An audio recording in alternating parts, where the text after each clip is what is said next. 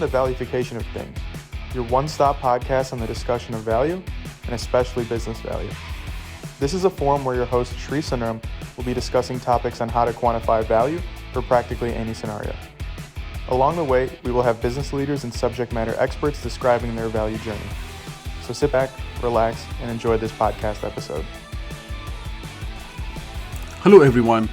For this edition of the podcast, enjoy this discussion on crafting scalable generative AI solutions for maximum business impact. It was moderated by RR Dasgupta from Alliance Sustainability. The participants were yours truly and Andrew Wolff from the Holistyx Group.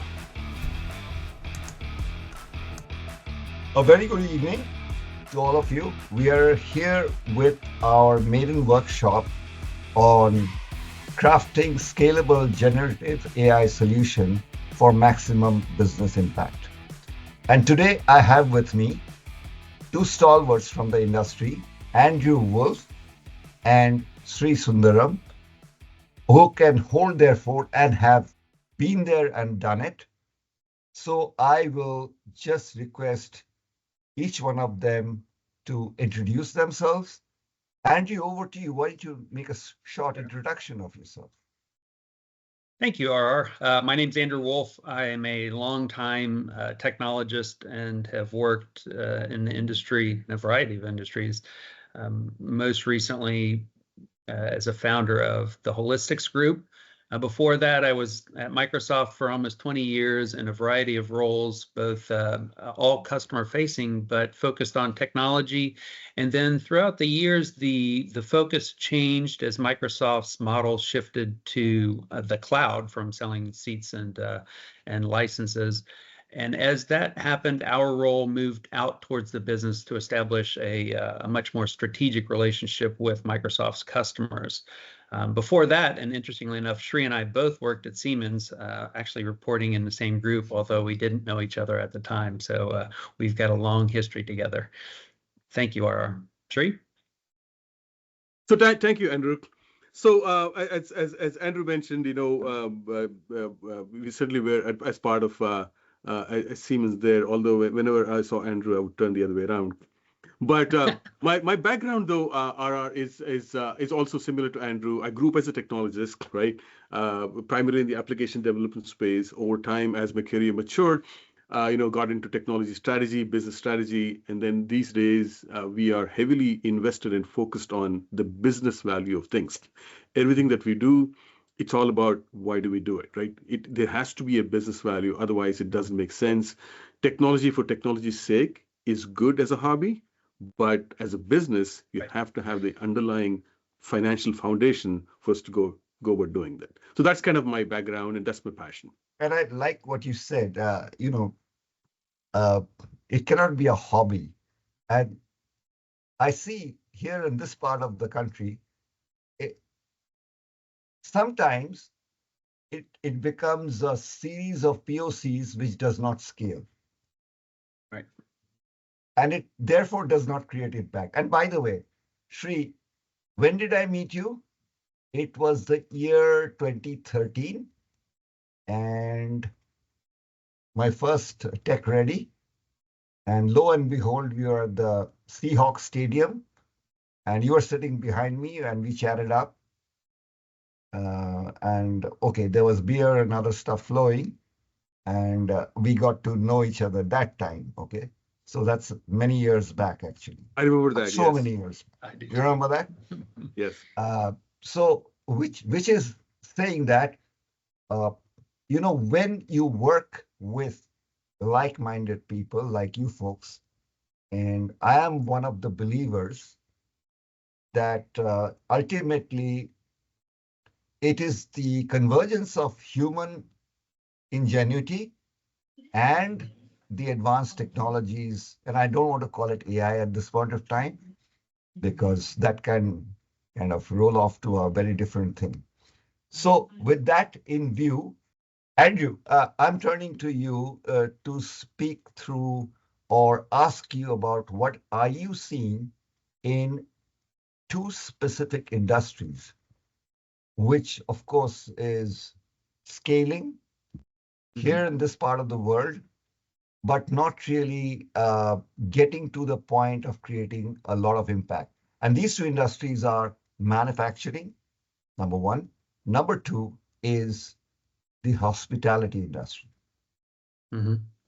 Well, I was going to say, what a great set of industries, because they're alike in some ways, but very different in other ways, with manufacturing being extremely focused on deep operational efficiency. In fact, one of our clients right now is focusing on how do they elevate an already extraordinarily efficient process using AI and applying it.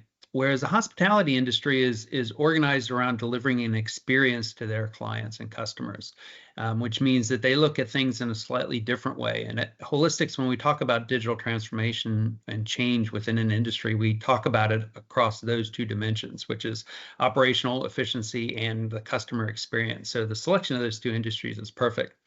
The other piece to add is that with nascent technologies like generative AI, which has been around now for almost 5 years, so if we look at it as coming to light in 2020 and then really hitting the mainstream in 2023-ish, the way those technologies are applied begins with a general application and selection of use cases that align to the kind of key elements of the industry, right? So for manufacturing, that might be driving operational efficiency to the next degree of effectiveness.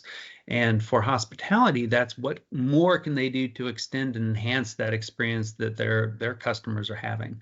So we're starting to see use cases that are general in nature, and now those use cases slowly become applied to these different industries. And then once they're applied in that industry, then the industry really that tends to take it, and one of the areas where they improve or refine these use cases is by making it contextual for their industry or even their local markets in some cases. So in both of those industries, we're starting to see that. And I think it's fair to say we can extend that to just about any other industry when we're talking about generative AI. It's important to realize that generative AI is fundamentally different from other types of artificial intelligence that we've seen. And I think we'll get into that more specifically as we talk through this, but specifically we're talking about generative AI. When we talk about these specific industries and we talk about generative AI, let's keep it to that. I would venture and dare say that industries themselves are going to get transformed. Yep. Because Precisely. What they thought never possible, right, is now possible. Now, imagine the hospitality industry. And, I visited a lot of manufacturing plants. So the reception would take away my, mobile and say, this is secure and all that. I said, next time I come in, my facial recognition should be enough for my identity. Why do I need a pass every time I come to your factory?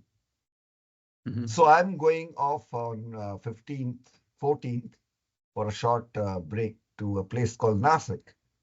Now, what I liked about it is I booked and I paid in advance. And, I got a call back and saying that, do you have any special requirements? Now, that's not a star category. It's a homestay kind of a thing. But, star category, and I don't want to name that chain, the CDO said, I want a session for my board covering every tool, Midjourney and whatnot. So I said, why do you want to do that? He said, no, that's what they want. Then I had to back off and say, we don't do that. I mean, I at least wouldn't do that because I don't know which background and what they know about, just by showing them tools. It's a lot of this. I didn't tell him that. I said, it's like a kid in a candy store. I mean, you have so many candies that you want to choose. Absolutely. You are on the point in saying that generative AI is going to be the starting block. And it's through those that other forms, through generative AI, the other forms of AI are really forming, whether you call it agentic AI or swarm technology or whatever. So over to you, Sree. You've been in the tech industry for I mean, you look really old. I mean, in the sense that Donkey's ears, yes, you'll say that. so have I. So let's just put it to that. Jokes apart, technology sector. I mean, that itself is so awe-inspiring. And I'm just not talking about the technology vendors like Microsoft or Amazon or Google. I'm talking about services companies. What do you see in them? So, a couple of things that technology services and even products industry see is their proximity to the technology. By being closer to technology, they're much more comfortable with these sorts of innovative and emerging techs that perhaps a typical industry such as hospitality or manufacturing would take a little bit longer to adopt. And the reason for that is they know the bits and bytes of what's going on for the most part. Maybe not at a deep scientific PhD level, but certainly they know what are the aspects that needs to go on into that particular technology or adoption of the technology. Which is why you see the earliest use cases of generative AI and AI to the extent are in those technology spheres. For example, coding. Right, most organizations, including technology organizations, including professional service organizations, have adopted the aspect of Gen AI into their coding practices. And I can speak from almost first-hand experience that the coding proficiency or productivity is increased by about 70%. In yesterday's world, there was areas like Stack Overflow or forums and things like that, where you would post a question and it'll take you a day or two to get a response back. Until then, you're stuck in your advanced coding. But now you can get immediate feedback. That's one area where we see technology firms and professional services firms get into that. The second aspect of that is innately most professional services firms deal with a lot of documentation. How so? By creating proposals, right?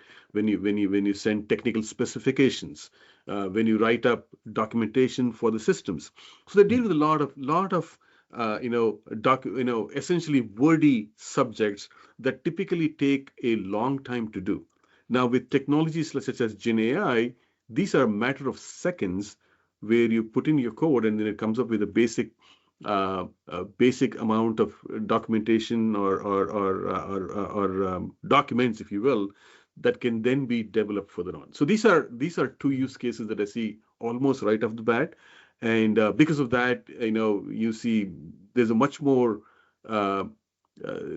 advancements of the use of Gen AI in technology and services industry as perhaps compared to the other ones. Mhm. Yep. Okay, so let me just, so in my experience, for example, clients would typically ask us for a request for information first and a request for proposal. And then a whole battery of people would get in and wordsmith it. And then it was such a massive waste of time, right? And it was just draining me all the time, because all those people who were supposed to be business legal and supposed to be technical, they were not writing business. They were writing technical specifications, which I knew at the end of the day the business wouldn't accept. Second aspect I want to talk about is, we had these days of OLTP systems. Okay, now OLTP systems, and then the cloud came in, right? So there was this in that era, there was this notion of ETL, extract, transform, and load. Now I want you to comment on what has happened to ETL. I mean, does ETL even exist today? So great question there. RR, it's been a while since I heard the term OLTP, right? OLTP for our viewers is really online transaction processing. Yes. Now, ETL, if you would ask if there's a space for ETL, It still is. There is still Yeah, a space data for ETL cleansing. because Okay. Yeah. right, the extraction, transformation, and loading of the data from one system to the other or from one entity to the other still needs to happen. Yeah. However, if you think about the old ETL systems where a lot of these machinations of data, the cleanliness of data had to be done by a person or persons, the data quality to ensure the smoothness of the pipeline between of the transfer. That part can be automated now very clearly, right? So that's where, especially if you look at historical patterns of the data, you see that, and GenAI can clearly look at the historical patterns. Say, last time this particular customer produced transactions of the order of 50 million rupees. Today, they're submitting 45 million rupees. Is there an issue there? Because typically in the month of March, you always send 50 million rupees. So those kinds of automatic checks can be done in ETL that enable further human checks. So that would be one area. So a lot of the systems that we talk about, fundamentally, they would still exist. It's just that the basic grunge work, the donkey's work, that kind of issues can now be automated, and then the analysts or the workers can now focus on more value-added stuff. And Andrew, you wanted to say something? Yeah, I did. I wanted to add in that I think there is the generative AI is very good at understanding unstructured data in a way that we didn't have before. So some of that ETL and the data stuff can be handed to the generative AI. However, part of the challenge of generative AI is that it's inherently non-deterministic, right? It's probabilistic. So as a business, you want to get to a situation where you can have repetitive answers using that data and end up with the same result, which is a challenge. And so I think to Sree's point, even though the generative AI is becoming more and more capable in understanding unstructured data, in order to get predictable outcomes, which is what we want in business, you still have to do some manipulation and understanding of the data. Other technologies like the Model Context Protocol, MCP, that Anthropic has released recently, is allowing those generative AI, kind of the foundational models, to access data in a more unstructured way. So for example, you can just point it at folders in your file system now. However, I don't know that the results you would get from that would be the same that you would have from putting that data into a vector store, for example, which these LLMs can understand much more directly. So I think we're at a transition point where things are evolving pretty rapidly. I don't know that the term ETL will last much longer. Yeah, people so to 5 that years point, from I would just like to say that, for example, if you take retail, okay, now retail is undergoing massive change. Oh, yeah. On one side, there are big players. On one side, I shop from friendly neighborhood stores, and I don't go to the big stores, and I find them very, very customer friendly. Yep. Okay, and I don't need to get to the big store because big stores don't assure you quality. So with that kind of a situation, I believe that I think we're going to soon run out of data and data to determine what's the market for, let's say, Indian pickle. Okay, what's the market size? People are giving up on pickle because it's causing acidity. Okay, so then that data of historical in nature is not going to work. So as Elon Musk says, we're going to have synthetic data. What is synthetic data? You actually asking the machine to produce a fresh insights out of, if I might call it, big data, to say where the market is moving. Buying of cars is another. Today the second-hand sales are plummeting. Some fanciful people are going for the electric mobility kind of stuff. But this whole, mosaic is changing. So I don't think historical data is going to be the baseline for either probabilistic determination. I think going forward, probabilistic, yes, but based on what? It's Right. not going to be based on historical data. Yeah, synthetic data it presents its own challenges, and it's used for training models. So Yes. back to the idea of Tesla and the training for their full self-drive, for example.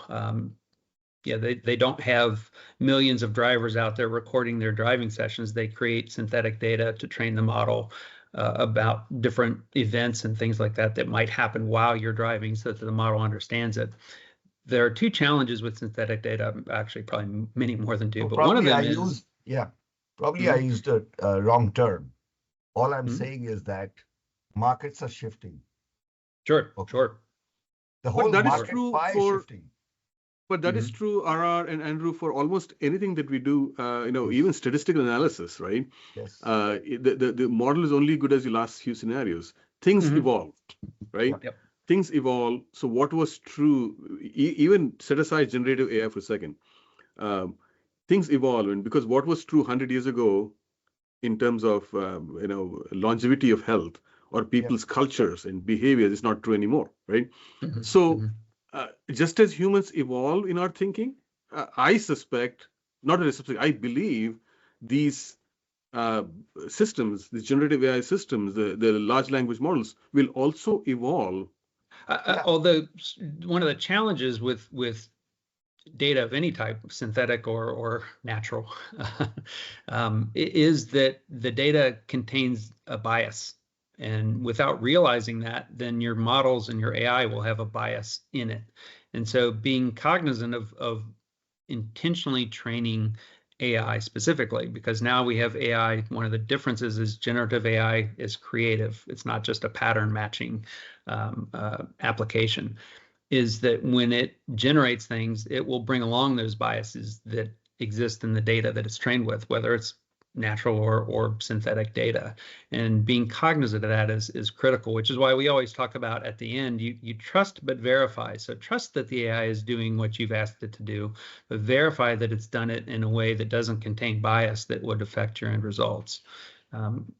Absolutely critical, and in particular because businesses laser focused on revenue and profits, and in order to achieve those, you have to be able to implement these AI systems in a real world. It's easy to log on to ChatGPT or Claude or Copilot, pick your tool, but that doesn't mean you can apply that immediately to business, and that's the challenge that many of the business owners in our audience are going to face.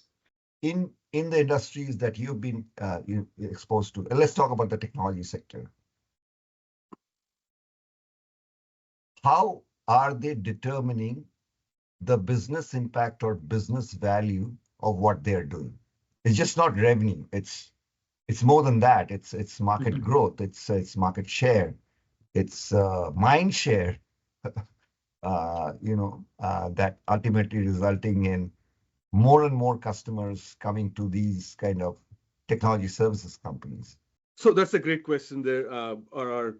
This is where, to quote an oft-used cliche, this is where it separates the adults from the kids. Yes. You can create all sorts of fantastically cool Gen AI prototypes. Yep. That's exactly what they are. But if those prototypes don't scale up to an enterprise level usage or system, it's not of that, it's of limited use. So how do you get past that? First, what you do is you look at the business value of things. You as you rightly pointed out. So there's a value model that needs to be associated for enterprises, whatever is appropriate to them. You mentioned the common ones. There is the enterprise productivity, right? We already talked about it. How can you separate the donkey work or the grunge work from the real value added work? So there's that aspect of it.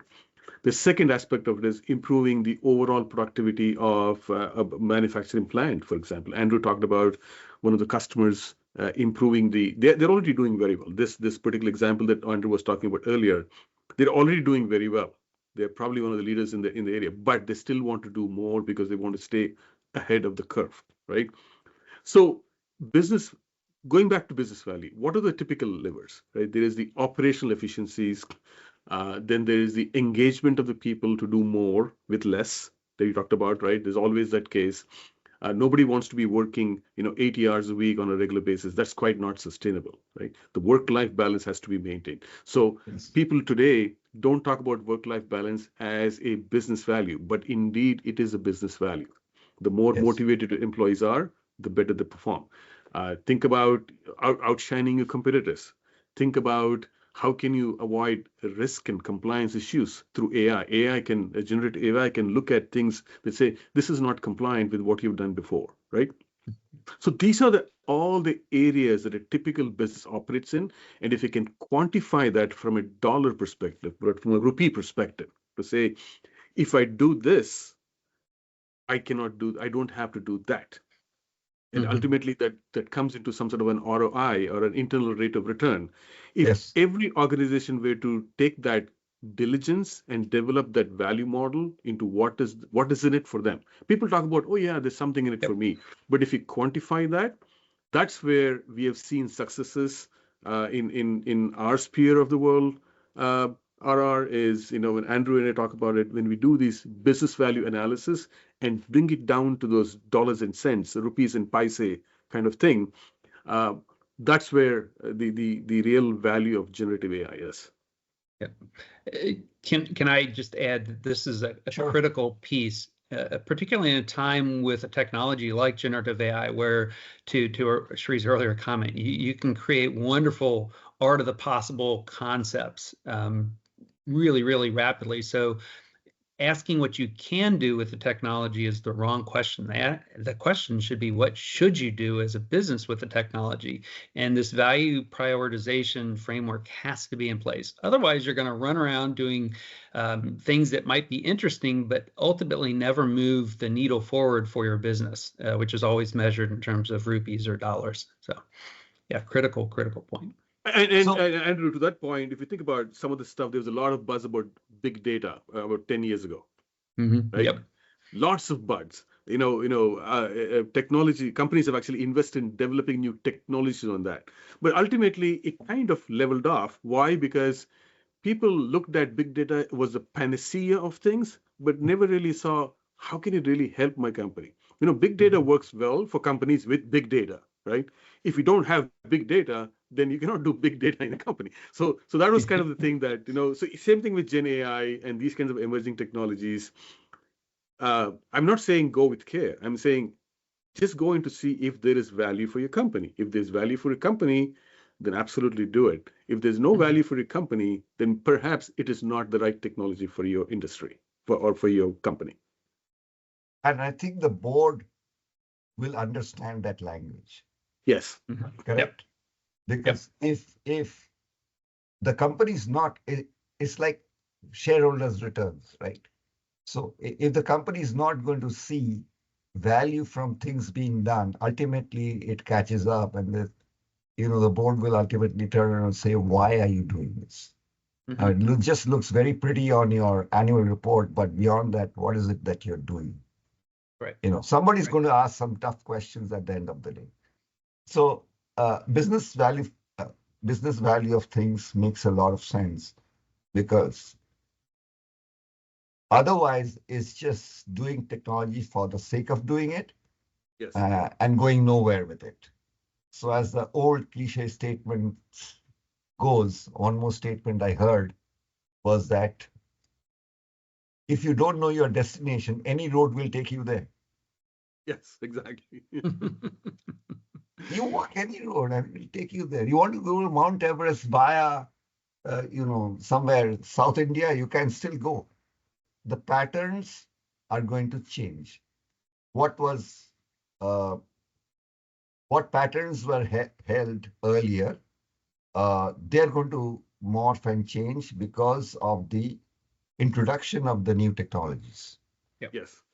Patterns themselves will change. So I liked one statement which I heard is that the art of the possible itself is going to turn on its head. So what you never thought, we said, yeah, art of the possible, but then the art of the possible is going to change and transform what you never imagined could happen earlier. So with that, I think great discussion. Both of you, thank you for your time.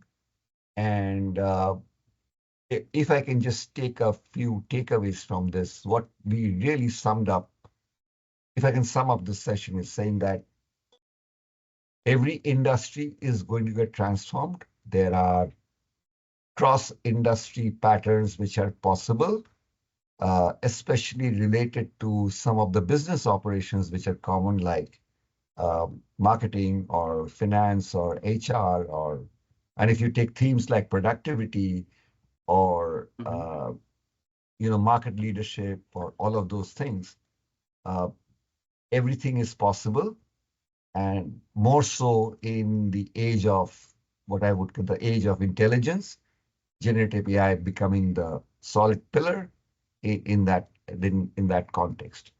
And the third thing I would peg it on is that business value should be the starting block of any initiative an enterprise should take. Is that a fair sum up, both of you? Mhm. Yeah, I think so. I think so. And on the concept of business value, Andrew and I have published a book where we talk about the business value of AI in one of the chapters. So I would suggest to the audience here to take a look at that and give us feedback on that.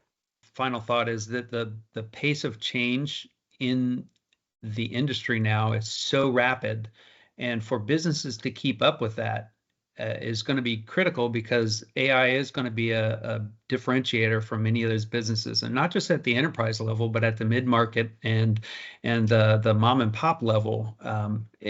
Generative AI will allow them to function in ways that they couldn't before and compete in ways they couldn't before. But the challenge is that the first mover advantage is going to be even more important now because of the pace of change. So understanding and applying generative AI is going to be critical, and doing it soon is going to give you an advantage that your competitors won't have. So just keep that in mind. Yep. And so I would add to that, saying that companies need help. Mm-hmm.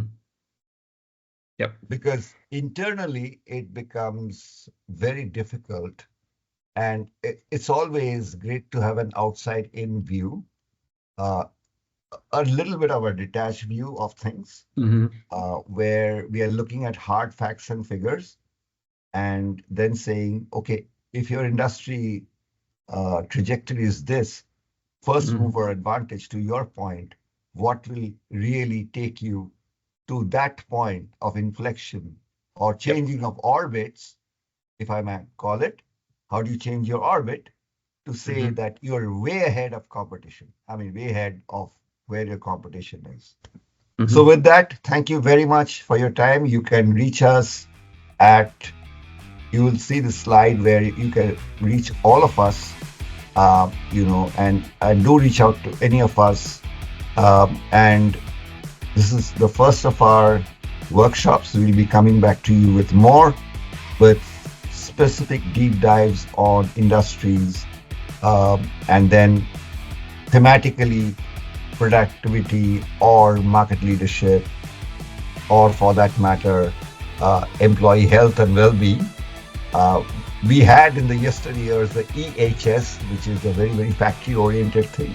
But I think in the blue-collar work area, EHS is very important. The sanctity of an employee and their productivity, their work-life balance is going to be of immense significance. So thank you very much.